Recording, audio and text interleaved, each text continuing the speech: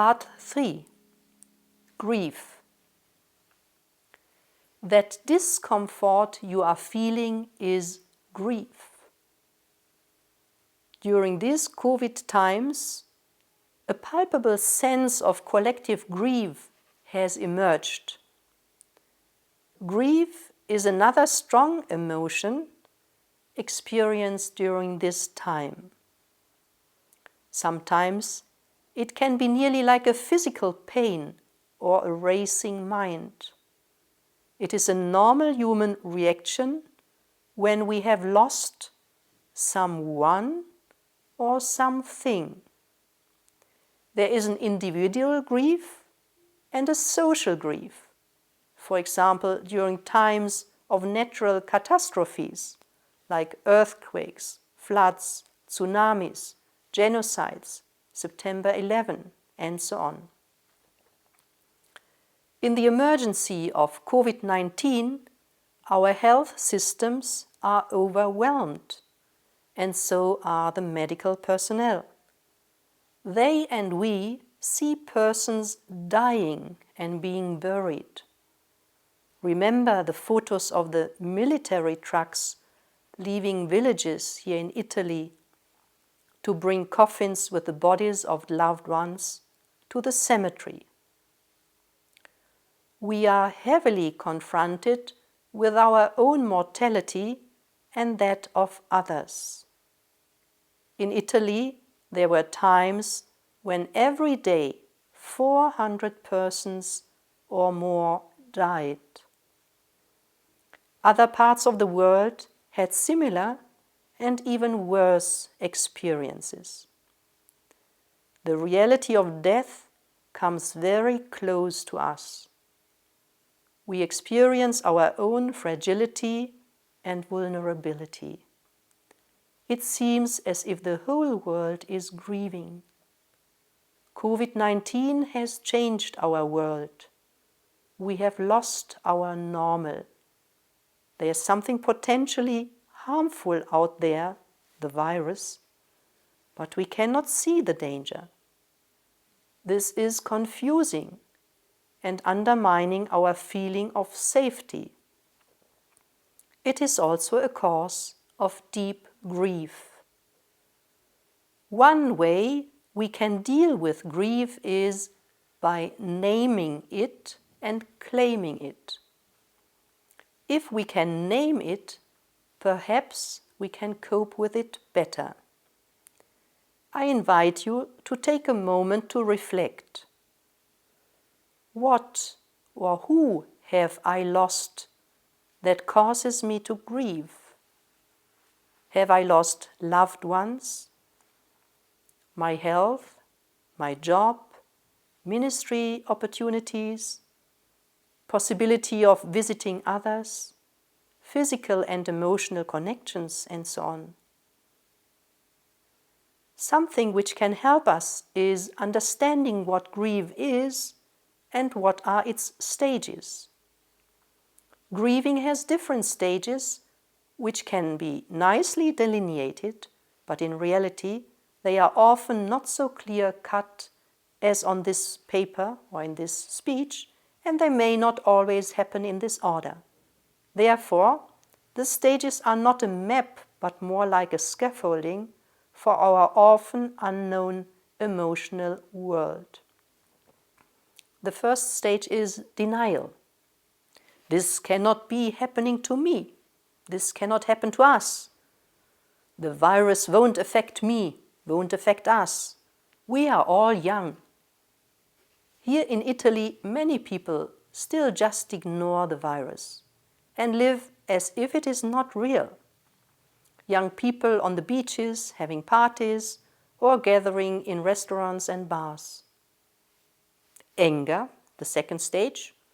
Why is this happening to me? Why is it happening to us? Why me? Why us? You are making me stay at home, taking away my activities. In Western Europe, we see a lot of protests against the governmental restrictions, with sometimes even violent demonstrations. We are adults. Don't you dare restrict our freedom. Bargaining, the next stage. Dear God, let this virus disappear, then I will, ... If I pray more, my faith will protect me. If in our community we add some more adoration. If I social distance for 2 weeks, then the whole situation will be better. Depression, another stage. I'm too sad, too down. I don't know when this will end. I feel so helpless, so powerless. The last stage, acceptance. I'm making peace with the situation. Okay, this is part of our life now, and I have to figure out how to live with it. I can wash my hands, wear the mask, keep social distance, and work online. I'm coming to peace with it. These stages normally are not linear, but messy, going back and forth. The symptoms of grief might be on a physical, emotional, or behavioral level. On a physical level, there can be sleep disturbances, shortness of breath, tightness in the throat, physical distress, weight changes. On the emotional level, there can be sadness, anger, irritability, guilt feelings, anxiety, imagining worst-case scenarios, loneliness.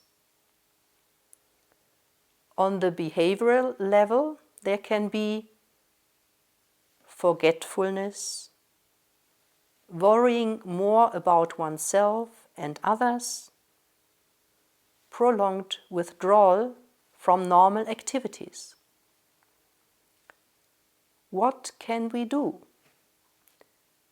Come into the present moment, use your senses and think about what they feel. Experience your breathing through your nose. Breathe deeply in and out. Let go of what you cannot control and do what is within your power. Focus on what you can control. Stock up on compassion for oneself and for others. Notice the fear and suffering of others. Talk to friends, family. Engage in social activities, even if online. Exercise. Listen to music. Write a journal, and so on. What can you do to support others who are grieving? Listening to them, maintain contact, acknowledge the pain they feel.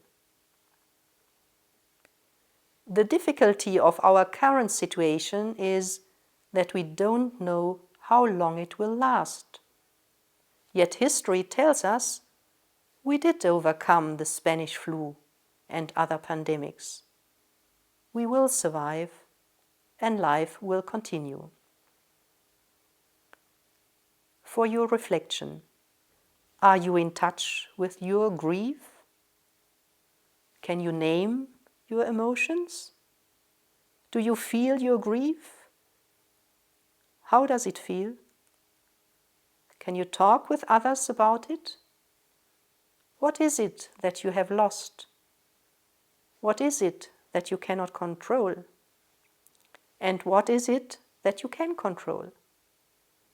Could there be a chance of growing or maturing in and through this situation of COVID-19? What helps you in dealing with this situation